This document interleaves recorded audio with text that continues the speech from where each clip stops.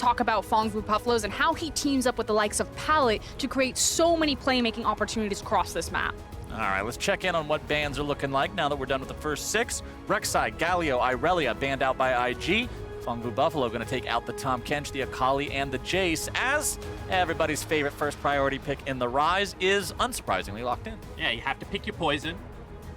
Going to be PVB going with leaving the Ryze available. And this is one of TheShy and Rookie's best champions. We've seen Rookie play it in the mid lane. TheShy plays it also. And my worry is it is a champion that does thrive in chaos quite well, can isolate people, and does have some good lane matchups that PVB like to go towards. Yeah, and I also just think that there's this conversation about who is the best Ryze player in the world. We have a lot of phenomenal ones appearing at this tournament. My money is leaning towards the likes of Rookie. I think that him on this champion is just absolutely devastating. But you already talked about all of those matchups, the scaling potential of Ryze, his fight potential, and the creativity that he can unlock with things that we saw the last time IG were on the Rift, that crazy realm warp directly onto a Baron. Well, if we're talking about popular picks, we can look across the board and see 2 more of them in the Sylas and Jarvan locked in for the side of Phong Vũ.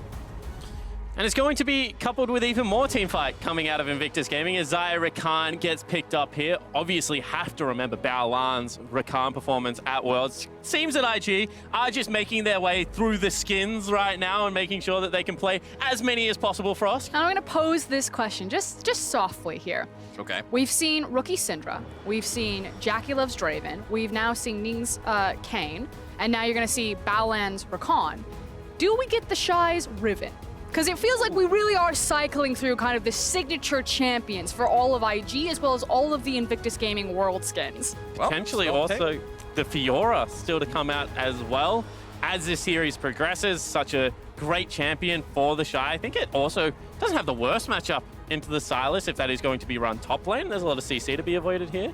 Well, the final pick is going to be the Nautilus in the first half there of the draft for PVB. Lee Sin and Kai'Sa banned out, and we've heard in interviews from Invictus Gaming players where they say, yeah, when we're in a game against a team that we don't think is one of our top competitors, we like to have it be more of a happy game. We like to have a little bit more fun with it. So maybe we will get to see some of those signatures. So here's one of my questions. Are all their games happy games? Like, where do we... Now, what is actually a sad game for IG? They are the Bob Ross of the League of Legends world. Just a happy little game. Just happy accidents. Just happy accidents happening all over Summoner's Rift right now for Invictus. But the thing is they set the tempo of it.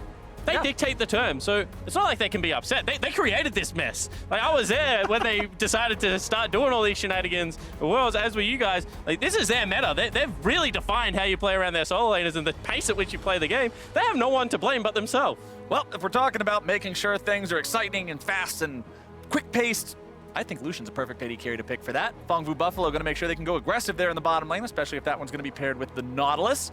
Back over to IG. What's it going to be for your solo lane? It looks like it will be the LeBlanc there for Rookie, which means TheShy's on the rise. And finally, TheShy gets a champion that he can really start to muscle out with. He's had a couple of rough games, most recently that Kennen performance, but Ryze should be a much more smoother ride. And this is the thing about early Sylas picks that we've seen happen a little bit more, is that if you grab an early lane bully, and I'm expecting an aggressive jungler out of Ning, hoping that it is going to be something like the Camille yet again, it's not going to be a little bit more scaling. So what I was going to say is now it can become a big bully lane in both scenarios. If you send it mid, you know, you're going into a LeBlanc lockdown CC available very early in that lane. Exact same thing with the Ryze matchup.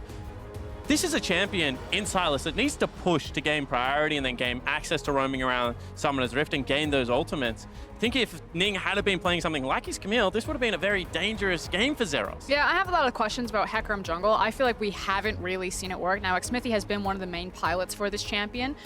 Ning coming in, my issues is that there's just not a lot of gold in the jungle to really make Hecarim feel as powerful as he does when he's up into that top lane. Well, we've seen Ning play before, and he doesn't always have to find his gold in the jungle. He finds it in lanes, in enemy players, in enemy structures, all sorts of sources of money in this game when you're playing on the side of Invictus Gaming, who, remember, are currently your only undefeated team still remaining in MSI. Or if worse comes to worse, just let TheShy get camped again, then farm his lane while he's in the death chamber, coming off a 0-7 performance. The solo see whether classic. we can go for that. Solo queue classic, but I do like the comp that Phong Vũ have put together because I think, you know, we keep talking about this scrappy, high-tempo playstyle. Well, they've just gone 5v5 team fights. And there's some great ultimates to take off the Invictus Gaming lining for Zeros. If they come through this laning phase relatively even, they have the tools to be able to, you know, brawl and go toe-to-toe with IG again. I mean, frankly, I look at this game, I look at Invictus Gaming, I look at PVB, and I'm like, this is a roller coaster. We're buckled in, we're going down the drop whether you like it or not. Just hang on for the ride, because these are two of the most bloodiest regions that we have at MSI. This is your reward for staying up to watch all the games so far. Ladies and gentlemen watching from home, you are tall enough to ride this ride, and hopefully we are going to have just as fun of a time we did the first time around. It was 50 kills in 34 minutes the first time these two teams met. An absolute bloodbath. It ended IG favored in kills, but just barely 28-22. The final score after the Buffaloes just came out the gate charging, and I can't wait to see what it looks like here in round 2.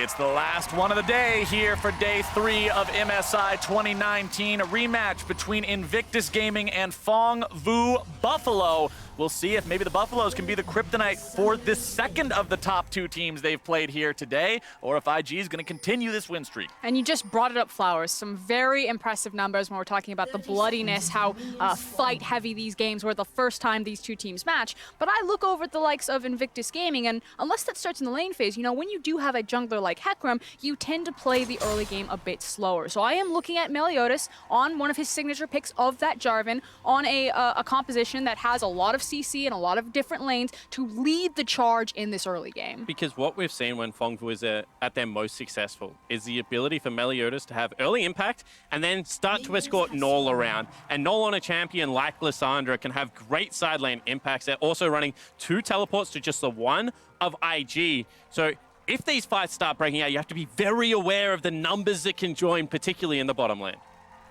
And you know, as we're waiting for the minions to collide here into the lanes, I do want to bring up something interesting about the last 2 times these teams played against each other, because we were talking about Bob Ross right before this game started, and Bob Ross likes to pick landscapes, mountain ranges, we see a lot of, and gold graphs throughout MSI 2019 have looked very similar to red or blue mountain ranges, as it just starts off and continually trends in one direction as one team gets a lead and holds tight. But IG versus PVB was one that was all over the place. It looked more like a cardiograph, back and forth as each team seized control at different points. And that's what I'm hoping we get here again, as Meliodas has made his way towards that top side very early. I have to say, Flowers, your ability to take Bob Ross into cardiographs was just amazing. Hell I don't even know how you pull off that sync. I'll take that. But bottom side, it's going to be BigKoro and Pallet trying to take control of the lane here early on. The Lucian, the Nautilus, 2 very aggressive, high-damage champions. But you are going up against 2 of the only champions in League of Legends literally designed to play together. So we'll have to be careful about that one. It's also double cleanse come out, so a lot of respect being shown from both Rookie and JackeyLove to recognize that you're against a Lissandra and you're also against a Nautilus. And in tandem with the Jarvan, we talk about a lot of those CC that Meliodas has to play around in his lanes. He needs to make sure that he's also playing around that defensive cooldown. You can see right now, Pallet's trying to repel the potential invade from Ning. But this priority that Rookie has been able to gain over the nerfed Lissandra is allowing the split map scenario, because you can see bottom lane was pushing in. Hold that thought, however, because they might be looking for a turret dive. Oh, baby, this could be the dive onto the Shy. There comes your chain CC, juggled around, beaten down, and that is how you do it. Phong Vũ Buffalo, first blood in 3 minutes. And it just gives different life into PvP when Meliodas is there. The fact that he's giving attention finally to Zeros, who for a majority of this tournament has just been left on an island, has just been ignored. And on the other side of that coin, TheShy is really getting a camp today. Yeah, he certainly is, and this is just very nice layering of CC. I don't know whether the flash was necessary to secure the knock-up, but TheShy also expended his, so 1-for-1 trade on the summoner spells, has to teleport back, and now the second gank can be even more crucial. Bottom side, we'll see if Pallet maybe wants to go after something here. You can see him step into the side of the minion wave just in case he could get an angle there for the dredge line, but Baolan and JackeyLove not in a spot where they're too worried about it. Everybody's topped off on HP down here, so no real chances of a full-on all-in just yet. And it's that split map that Spawn was referencing prior. The fact that Rookie got the priority in the mid lane means that JackeyLove and Baolan can play hyper-aggressive like this, that even if the Dread lane does connect with them, they know that the likeliness of the jungler coming down and attacking them is very low. Especially after he's just dove your top laner. And you have the jungler on your side of the map in the bottom side. So, yeah, absolutely. I really like the way that IG tried to attack, but at the end of the day, still the kill advantage going over to Phong Vũ. And this is where summoner spells start helping you out, because if you're a rookie right now, you have to run cleanse. You're going into, you know, the CC of Naul as well as the knockup from the Jarvan. If you don't have it available, you're a sitting duck as soon as level 6 hits. So Naul's been able to get 2 recalls. He was getting smashed in lane. He comes back the first time with a teleport, pushes it in again, goes back the next time, gets himself some boost. Now if he's unlocked, has the ability to traverse the map. And as you mentioned, the cleanses in combination with the CC. Hold on a second. We might have something else coming through here in just a moment. TheShy trying to get himself away from this one. Will not die a second time. Return some damage on to Meliodas there, but Phong Vũ Buffalo is not willing to give TheShy a breather. Yeah, didn't have the flash that time around to make sure that he hit the CC, so they don't find the flag and drag, which means that TheShy just walks that one off, but it feels like Meliodas is not going to leave. And this is what Ning does very well. You can see that Ning now finally makes his way towards the top lane. He wants to start repelling some of these ganks because the wave is pushing in. They go again. All right, it's 2 versus 2 this time. Numbers are at least going to be fair. Zeros now the target. TheShy turning on some damage. Ning is in there. He's wheeling that scythe around, and this is Conqueror Hecarim trampled underneath the hooves of Ning, and he'll collect a couple for the side of IG. And this is not the first camp TheShy has seen. Ning bails him out of trouble. They have the minion wave. They have the summoner spell advantages. Once PVB commit, they just go all in. And again, this is a champion that is very gold hungry in the Hecarim. A whole bot lane. Oh, it's a 2 versus 2 between Jackie and BigKoro. Who's going to be taken down first? Pallet very low here now as well. Baolan, the only member with plenty of HP remaining. Yeah, the gentleman's agreement was off. We knew where all the junglers were. We knew that there was going to be no gank, so they're going to test their luck, see how the trade was going to go. But kind of back to Ning. Gold hungry jungler. Now look at him. He's springboarded ahead. He's feeling very happy on that Hecarim. Let's see if Meliodas can get himself involved anywhere else. Bottom side, I don't think Jackie and Baolan are feeling like extending themselves any further. Meliodas just going into the bottom side of the river there as we take another look at what happened in this 2v2. And Zeros goes very early into this gank, not able to lay a CC, which means TheShy walks off the initial measure, and then Ning with full health, you know, the red smite and the ghost available, just able to continue to out DPS. Yeah, I really wanted to get another look at that one. Super cool, the interaction of using the charge there to knock Jarvan out of his flag and drag. Everything beats Jarvan's flag and drag at this state. It pretty much just gets bonked by anything else in League of Legends. If he tries to throw the flag and pull himself to it in the middle of a slightly stiff breeze, he just falls over in his butt. So I'm not really sure how you're going to fight that one. And it was especially nice, too, for the Hecarim. Because he got that charge off on the Jarvan a couple of seconds before the main fight started, it meant Conqueror was primed and ready to go. And that's why you saw health bars just get reduced to rubble. And also, just a small interaction. It's actually Jarvan's body that knocks you up. If his body doesn't hit you, then you don't register the knockup. So whilst it looked like it was going to complete towards TheShy, if Jarvan doesn't pass through the particle, no CC registers. At times, even damage will go through, but the CC won't be there. So just a small thing to watch for. But Meliodas certainly aggressive in that gank and has still been active on Summoner's Rift. And that's what I like to see from the Buffaloes. Be aggressive. Don't sit back and wait for IG to play their game and scale up. Frosk, it was you who was talking about this the other day when we casted some games on the first day of group stage here, saying you don't beat IG by playing this scaling game and saying, no, we're going to be the better players and beat you in the late game. You drag them back down into the swamp that IG cut their teeth in. That Fiesta laid an early game of forcing them into the trench of fight after fight after fight, and you make them play like that. That's because Invictus Gaming have the better players in this tournament, so you never want to fight them on even footing. You need to make sure that you have some sort of leverage advantage, and even putting them down a gold deficit, we've seen IG come back time and time again looking for that perfect run. And talking about gold deficits, I think, is a good point whenever PVB is in the game, because this is a team starting from their best of 5 against Liquid in the play-in stage, has gone up in gold against so many of their opponents early on, but it wasn't until earlier today against G2 that they built this massive 16,000 gold lead that there was no way they were going to lose. They've often lost control in the mid-game, and that's where this team really needs to focus up. And one of the big advantages they carried into that game was how well Meliodas and Pallet had played together, and then the success of BigKoro. Then Zeros started to get involved as the game progressed on something like the Akali. Ning popped his sweeper as he was walking over this ward right at the edge of the vision of the turret here. You can see a couple of pings coming out from the side of PVB on that. They're saying, okay, there was a ward back there. We're not going to go back and kill it, but he knows you're here, and that means Ning goes back. Because once again, Ning's only trying to allow the TheShy to push in. One of the things is if you can't get a wave into the turret, as we saw Zeros struggling to do before, you start to lose CS. So ensuring that the wave crashes is going to push back in Ning's favor. However, Pallet and Baolan make eye contact. Because there could be a fight down here, Meliodas is making sure he's as close as he can be to the bottom lane while still trying to clear out this Ocean Drake. Remember, Ocean's more valuable the earlier on into laning phase you can get. It helps out a lot with that sustain.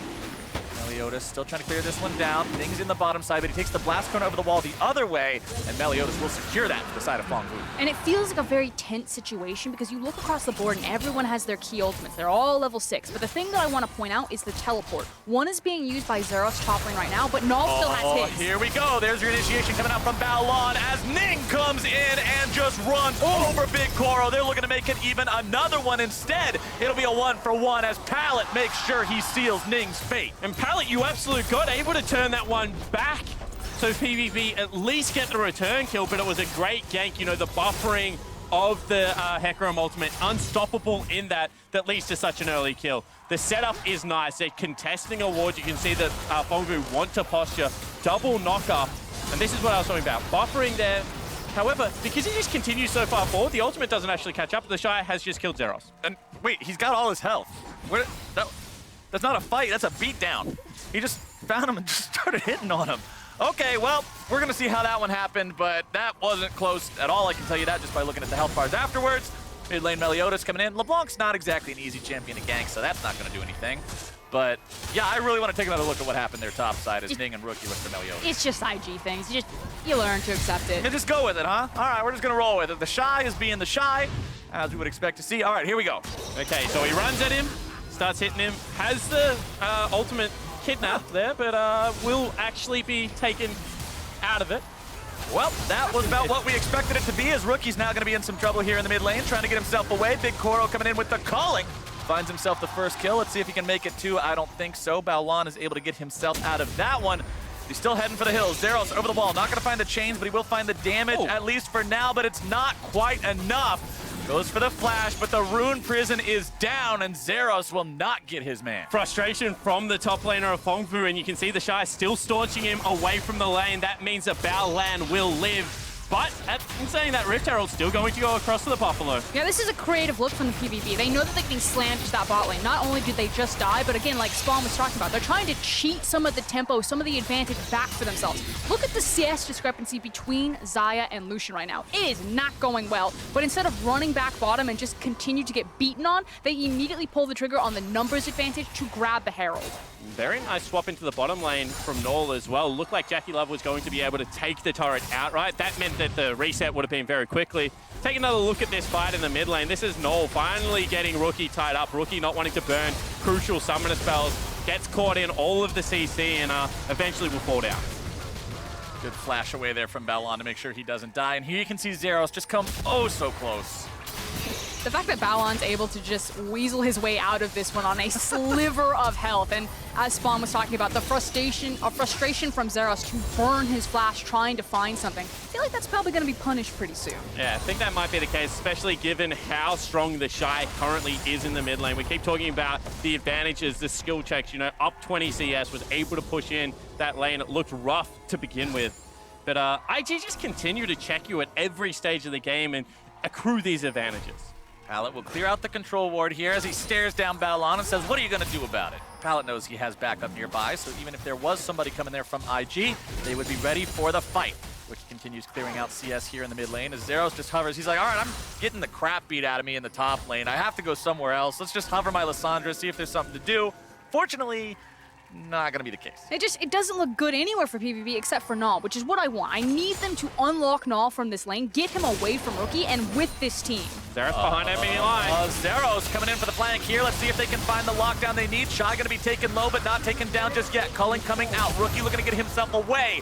He will be taken down. That's one for the side of Phong Vũ Buffalo. Seeing if maybe they can find something else off of this one. Turret plating is still up, only for another 20 seconds.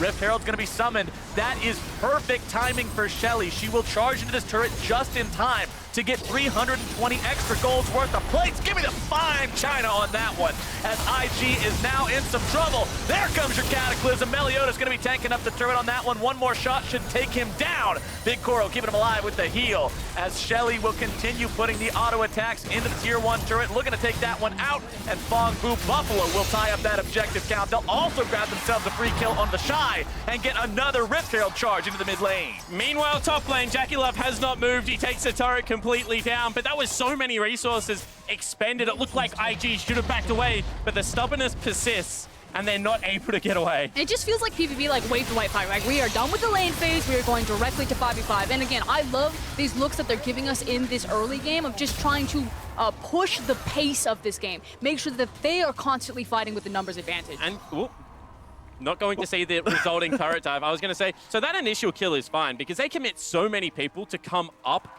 to that blue buff and try and challenge. You get away with only one death, not really all that much expended. But then to try and defend the mid lane turret, whilst Rift Herald is being channeled, whilst your your AD carry is not moving from top lane, does seem to be this, kill-hungry IG not fighting on the right foot that we've seen, and this is why teams are able to generate a lead against them. And despite the fact that Phong Vũ was able to find that success there, IG is striking back now. Zeros once again in some trouble. There comes Ning. Rookie looking to make sure he gets some money for it there too. IG still has themselves a 2,500 gold lead because of the massive plate difference you can see on your screen right now, as well as the farm leads in the top lane, in the jungle, and especially bottom side where Jackie's up 30 over BigKoro. But the question is always going to be, how much is this Invictus Gaming having a happy game or playing with their food? Or are there legitimate holes in their early game that you can contest and abuse? It feels like rule number one, if you start a fight, Invictus Gaming are also going to fight you. It doesn't matter what any of the circumstances, but because their players are so gifted and so talented, it often works out for them. But I'm just curious, as we move further into this tournament, when does that run out? Because this isn't a team that has been uncontested domestically for the last year. They didn't even come into the Worlds as the favorite. JackeyLove. Jackie's getting some damage, but not much else. But no, you're right. Last year, it was all about RNG. That was the team everybody was talking about from the LPL. Could this be the golden year, the year where they win it all? IG had never even won a domestic title until spring of this year. And that's because it looked more refined, more structured. Sure, it was still fast, it was still exciting, but RNG did seem to have that next level of cohesion. IG have always been chaos. It's just now more consistent working chaos. And one of the things that did level up for them was their team fighting. And for me, that's what the LPL championship really signified for Invictus Gaming. You are never going to win the LPL Cup if you cannot team fight. And ING were able to forge themselves into that fire. But it does feel that now these early games, they're sometimes going sideways. Multiple teams are getting the better of them at 10 minutes. And then they rely on that team fighting that they picked up in spring. I also think the on-riff stability of always running as a hook goes wide with TheShy over bringing in Duke in a lot of their matchup gave this lineup a lot more cohesion. And we're seeing that now displayed on the international stage. And as we're talking about their improvements in playoffs and sort of how that cemented them as this top team, I like to bring up something that Raz mentioned where this was a team that had abysmal vision stats throughout the regular split. They just apparently had the solo queue mentality of what's a ward that doesn't do damage? I need my longsword. But then once they get to the semifinals and the finals of the LPL playoffs, all of a sudden their vision stats go from complete garbage to fantastic, and they top the table. I'm going to be real with you. They play a lot of games, so when playoffs comes around, you see a sixth gear, and unless you have that sixth gear, that separates the great LPL teams from the average ones. BigKoro is now going to find himself on the receiving end of some damage as IG will take down that final tier 1 turret on the side of Phong Vũ Buffalo. Keep themselves around that 3K gold lead point.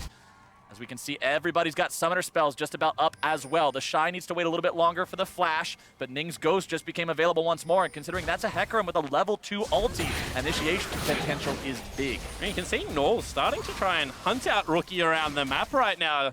Courageous from the young man from the VCS, trying to take on the best player in the world and, continuing to push into him because, as Vedius keeps telling me, at the end of the day, the champions only do what the champions do, and at this stage of the game, you should be able to push in as Lissandra. And I also feel that they need to play around Naul more. I like the fact that he is kind of peeking in. You know, he tracked Rookie up through the jungle. He then followed him down to that bot lane. I really want Meliodas to pair with Naul, to unlock him, to get him into some of these side lanes or work with him. Because that's the thing, if I'm Rookie and I see a Lissandra just walking at me, I'm not just assuming it's a Lissandra, I'm assuming the cavalry is within touching distance. There's so much lockdown in the kit to be able to generate threat on the side lane. And because once again, 2 teleports available on the side of Phong Vũ versus only TheShy for Invictus. As these summoner spells are all up, as we've had, you know, that stability throughout the mid game, it means that objectives are much easier to set up. PVB looking to steal away that blue buff. Meliodas going to manage to get that one with the smite. Denies it from Rookie, so he's going to have some mana issues here if a fight breaks out immediately.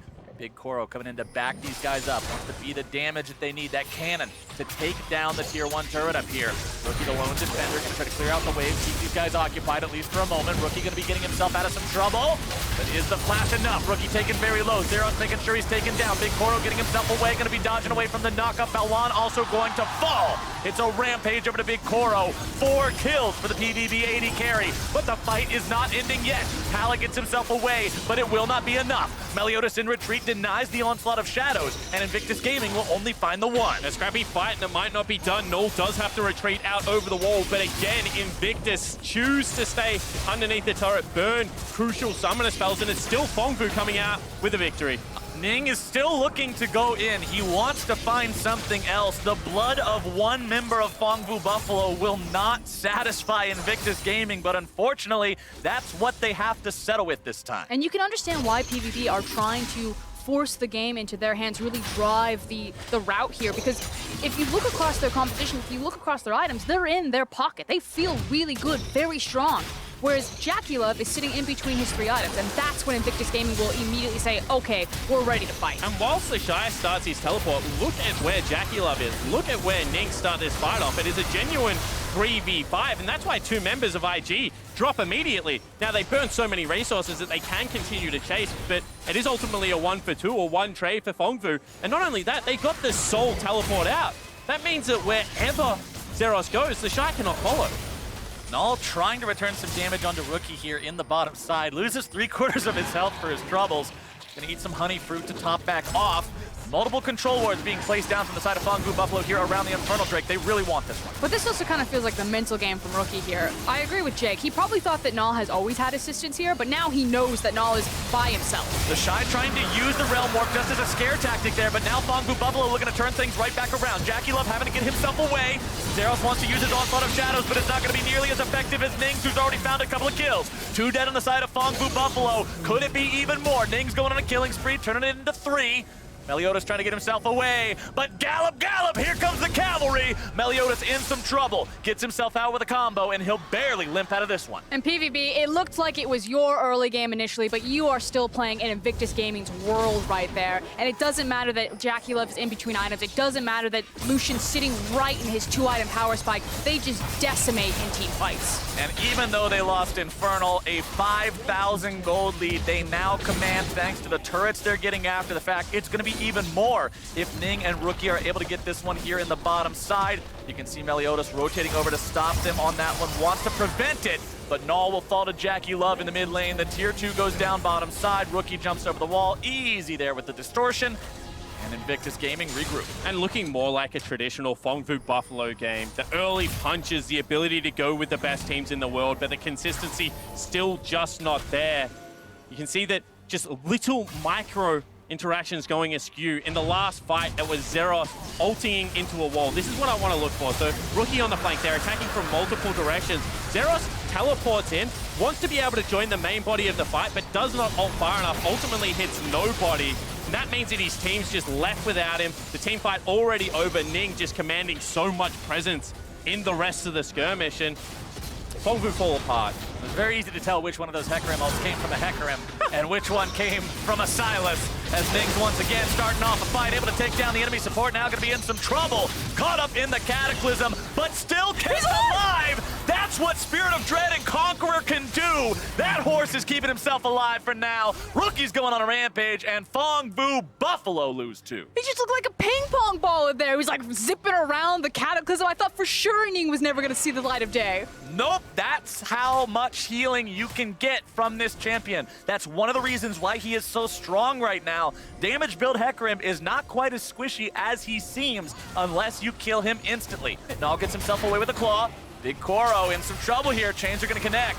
Baolan coming in from the side, looking to find the knock-up. There he goes up into the air, and there he goes back into the ground. Unstoppable for the IG mid lane. Great prediction there out of Baolan as well. You can see that this is starting to really enter IG territory. They're comfortable with the pace of the game, and every single time just eking out advantages now. And at this point, they are now comfortable with all of their items. The fact that JackeyLove's completed the Infinity Edge, they're going for the fight. They want to end it. Oh, Pallet, that's not where he wants to be. JackeyLove will find yet another kill. Baron is on the table. Invictus Gaming is all around the pit, and things are quickly becoming impossible for PVB. And this is the evolution of the LPL game. In years previous, this would have been hit the Baron, started as quickly as possible, force them to come with it. This time it's shut out vision, bait it, get the secondary pick, force them away, ensure it is uncontested and close this game out cleanly. Whilst IG aren't showing the full arsenal in their playbook, when they turn it on, still checking off the right boxes. As we take another look at how all of this one started, it is Ning leading the charge classically on the horse. He is a very fed Hecarim, I believe also has some armor to his name, which is partly why he can't be taken down so quickly. And then you called it, Flowers, the fact that he just gets so much back. Conquer is a silly route. It just looks ridiculous to see him sprinting around that circle. Sprinting and rapidly spinning the stick. Every half second or so, it's another spin, another heal. This champion is able to keep himself alive through that, and that means 5-1-5 for the jungler, sitting pretty, up 30 CS over his opponent, taking over this game. His team 10K ahead, and his mid laner on the hunt for the enemy ADC. Damage coming. All right. Sure. You respect it, but you hate to see it happen. Lucian turns around, guns blazing. That's like Indiana Jones. That was exactly Indiana Jones, actually. He tried so hard to make that look stylish, and instead he just got completely taken out. Let's see what Invictus Gaming are going to do now with the man advantage for the next 15 seconds. Looks like they're kicking in the front door to the Phong Vũ Buffalo base. Inhibitor number 1. See you later. Inhibitor number 2 will likely come under fire here soon as both side lanes are under pressure. TheShy in a 1 versus 3. He's pretty far ahead, but I don't think he's far enough ahead to do a whole lot here. Gets out with the realm warp. He tried. Gave it the good old college try. Not quite where he wanted it to be, but now the backup is here. Ning's coming in trying to finish off Zeros. Won't quite be able to find him though, but Zeros says, no, you tried really hard for that. I'm gonna give it over to you. And Ning will not be able to find any more. However, now it's the rest of IG. JackeyLove pulls back the feathers. He's going on a killing spree. Baolan's down to about 100 HP. Meliodas gonna be taken down. Baolan will fall, but it means Jackie's gonna get yet another. It's an ace over the side of Invictus Gaming thanks to the mid laner. And now they're just pushing down mid. It should just be the game. You can see 2 members of IG still left up and available, but no creeps just yet. 12 seconds on BigKoro. See where they can end it. I always hate when you have this Baroned up cannon minion and he's the only thing there. You just want to push him. Say, get in there. I need you to tank this. Go take the backdoor protection off, but BigKoro's gonna up. happen this time. BigKoro coming in. Maybe he can defend this. Is this the hero play? The culling comes out. BigKoro is going right back into the fountain one way or another. Invictus Gaming need a couple more auto attacks and they will remain undefeated today. They'll put an extra kill in their pocket and they'll take down Phong Vũ Buffalo. Now, BigKoro did run back to the fountain, but this time around it was on his own terms. Yeah, Rookie exactly. didn't get the last laugh. He's leaving how he wanted to in that last fight, but ultimately, it's Invictus Gaming walking away with that perfect record still intact, still looking like the best team in the tournament, and still having fun in a lot of their games. Another very happy game for the Invictus Gaming lineup. In saying that, I do want to give credit to Phong Vũ Buffalo. Again, another good early game. I like the change of the junglers. Meliodas has come back in to this lineup refreshed and had a very impressive early game still in this tournament. And this now makes that battle for 4th so contested. Yep. Not necessarily in PvP trying to punch their way into it, although you never know, anything could happen. But for TL and for Flash Wolves, PvP are in a situation where they might not exit into the knockout stage, but they can definitely be the team that determines who does. You must have consistency. You cannot overlook this team. I mean, if Flash Wolves or Team Liquid drops a game to Phong Vũ Buffalo, which could very easily happen, that throws a wrench in the plans. All of a sudden, now you've got to take a win off of one of the big three instead. That becomes very difficult. It'll be a very fun next couple of days to see once this gets rolling. We do only have 2 more days of play after this. Remember, MSI group stage is only 5 days long. 4 games left to play for each team. Exactly right. And, you know, whilst we can say that PVB might decide who gets out of this group, IG look right now that they get to decide whether they go undefeated in this group. They just are able to turn that switch on. You know, in years past, you've always questioned, you've come in a little bit lackluster. Can you hit the switch mid-game and roll teams when it counts? And this IG lineup seems to be able to do exactly that. And to me, that says a lot about the importance of getting second versus third and the importance of the G2 versus SKT contest right now. Because second versus third, second means IG can't pick you. You don't have to ever play them until the finals. But third means you could potentially be... You just never play them. You don't show up. It's just like, all right, we're not going to be there if you guys are there. I mean, I'm not going to show up to the game, but IG gets their pick, or whoever gets first, looking like IG right now, does get their pick of third and fourth place. Obviously, you're not allowed to choose second. Getting second is very important when one team looks so dominant compared to everyone else. And for SKT especially, this is a team that plays themselves into form. We saw an MSI in 2016. RNG looked like they were the team to beat. SKT, disastrous group stage. They played themselves through that Flash Wolves performance, I believe, and were able to make the grand final. And then were just able to, you know, destroy. No, actually, they went through RNG in the semifinal. They just heated up so quickly. That was the CLG. That was the CLG final. No, I try to forget that one too. It's all right. We're done here for the day, though, in terms of the casting desk. More games tomorrow, but for more on today's action, let's head over to Dracos and the boys in MSI Cooldown.